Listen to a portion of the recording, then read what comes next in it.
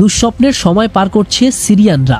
বাশার আল আসাদের হাত থেকে মুক্তি মিললেও এখন দেশটিতে ঢুকে পড়েছে ইসরায়েলি বাহিনী, এমনকি তারা দামেস্কের খুব কাছে পৌঁছে গেছে। নতুন এই আগ্রাসী বাহিনী যদি দেশটির উপর ভর করে তাহলে মোটেও আর শান্তির আশা নেই। গাজা লেবাননে রক্ত ঝরিয়েও যেন বেনিয়ামিন নেতানিয়াহুর স্বাদ মিটছে না, তাই এবার তার নজর পড়েছে সিরিয়ায়। ইতিমধ্যে দেশটির বিশাল অঞ্চল দখল করে নিয়েছে ইসরায়েল। এমত অবস্থায় নেতানিয়াহু সিরিয়ায় আসলে কি চাইছেন তা নিয়ে ধোঁয়াশা তৈরি হয়েছে। বাশার আল আসাদকে হটিয়ে সিরিয়ায় শাসন ক্ষমতার নিয়ন্ত্রণ নেয় বিদ্রোহীরা। হায়াত তাহরির আল শামের নেতৃত্বে বিদ্রোহীদের জোট দেশটিতে নতুন অন্তর্বর্তী প্রধানমন্ত্রীও নিয়োগ দিয়েছে, কিন্তু ইসরায়েল থেমে নেই। বাশার আল আসাদ পালিয়ে যাওয়ার সঙ্গে সঙ্গেই সিরিয়ার সঙ্গে সীমান্তবর্তী বাফার জোন দখল করে নেয় ইসরায়েল। এরপর থেকেই চলছে ইসরায়েলি বিমান হামলা। মুহুর্মুহু এসব হামলায় সিরিয়ার সামরিক সক্ষমতা রীতিমতো ভেঙে পড়েছে। বলা হচ্ছে সিরিয়াকে সামরিকভাবে ঘুরে দাঁড়াতে শত শত কোটি টাকা ঢালতে হবে। শুধু গত 48 ঘন্টায় সিরিয়ার ভেতর প্রায় 300টি বিমান হামলা চালিয়েছে ইসরায়েল। পাশাপাশি চলছে স্থল অভিযানও। ব্রিটেন ভিত্তিক সিরিয়ান অবজারভেটিভ ফর হিউম্যান রাইটস বলেছে